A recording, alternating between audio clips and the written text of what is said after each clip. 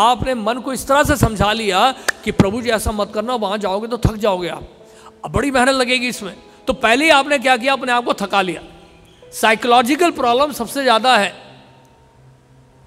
तो जहां आपने विचार कर लिया कि प्रभु जी हमें करना है, देखा जाएगा, जो होगा होगा, एक कदम आगे बढ़ाते हैं, भगवान 10 कदम हमारे ऊपर आगे बढ़ाएंगे, और उसके बाद चल दिए। फिर बोले गिरिराज परिक्रमा प्रभु जी हमारे बस का नहीं है, बहुत थकावट हो जाती है। नहीं, पहले से लोगों ने सोच कर रखा है 21 किलोमीटर चलाएंगे प्रभु जी इतनी गर्मी में, ये तो नाइंसाफी है। आप चल के तो देखिए, एक बार जिसने गिरिराज जी की परिक्रमा कर ली, वो परिक्रमा कभी बंद होती ही नहीं है। थकावट दूर हो गई आपकी। नहीं, जहां आपको इतना कष्ट होता था शुरू में चलने में, याद करिए पहली बार आपने जितने भक्तों ने गिरिराज जी की परिक्रमा की थी, कितनी थकावट होती होगी। पहली बार हमने जब परिक्रमा की थी, किसी महाराज के साथ किया था हमने, तो वो महाराज जो है वो बहुत तेजी से चल रहे थे तूफान की तरह, और हम पहली बार कर रहे थे, पीछे पीछे जा रहे थे। हमारा तो हालत ख़राब हो गया, हमें तो ऐसा लग रहा था पेट को कोई मतलब चक्कू चला रहा है, इतना दर्द हुआ उस दिन, चल नहीं पाए। तो कहने का मतलब है पहली बार था, लेकिन करते गए करते फिर बड़ा आसान हो गया।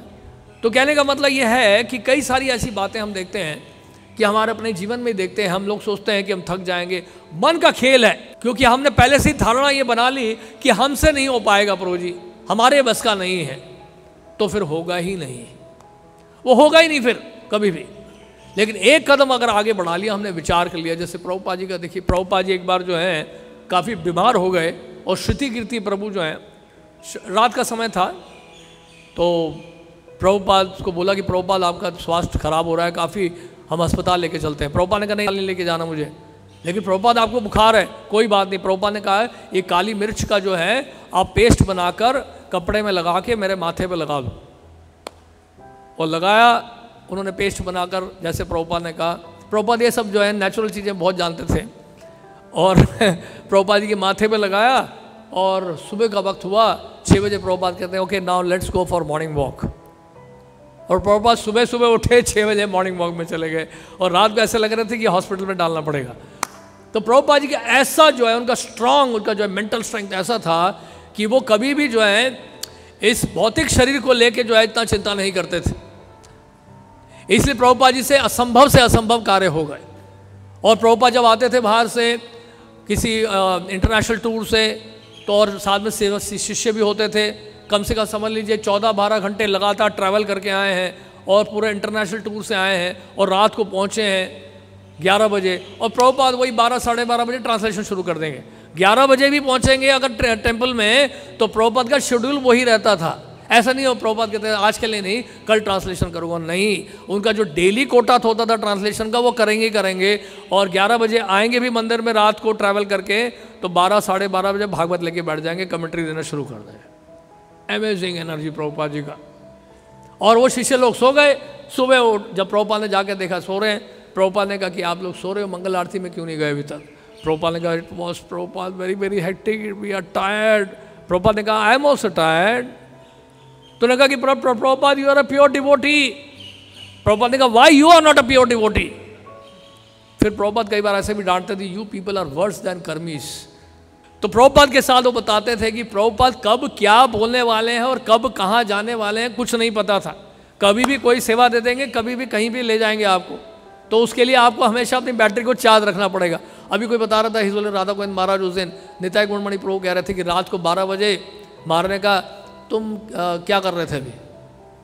कहा महाराज मैं सो रहा था। तुम लोग सब सोते रहते हो, उठो आओ भागवत लेके आओ, भागवत पढ़ो। तो रात को भागवत जो है 12 बजे पढ़ाना शुरू कर दिया उन्होंने।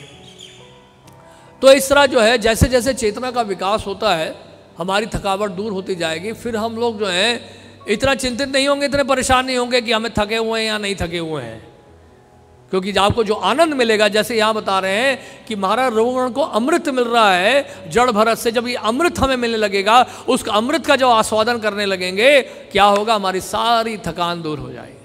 इसलिए भगवान भगवत गीता में क्या कहते हैं? उद्धरेत आत्मना आत्मानम ना आत्मानम अवसादेत। भगवान गीता में इसलिए बता रहे हैं, क्या बोल रहे हैं? मनुष्य को चाहिए कि अपने मन की सहायता से अपना उद्धार करे और अपने को नीचे ना गिरने दे। तो इसीलिए क्या करना पड़ता है? फिर हमें मेहनत करनी पड़ती है। हमारे विचारधारा को हमें बदलना है, हमारे जो कंसेप्शन को बदलना है, आचार व्यवहार को बदलना। अगर आचार व्यवहार को नहीं बदलेंगे तो फिर क्या होगा? व्यवहार मूलम इस शब्द का उपयोग किया गया यहाँ पे।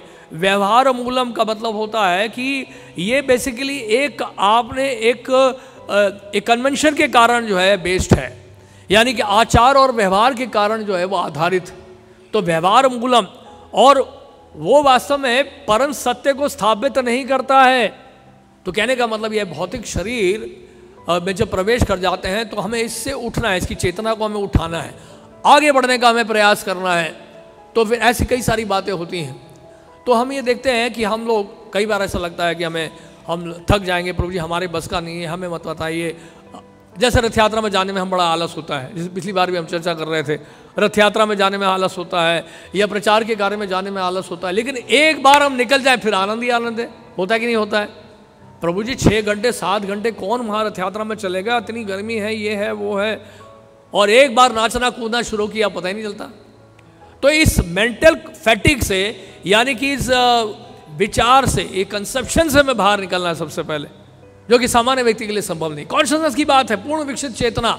चेतना एक बार उसका विकास हो गया, आपके लिए पूरे ब्रह्मांड में कोई भी कार्य असंभव नहीं है, कोई भी कार्य असंभव नहीं।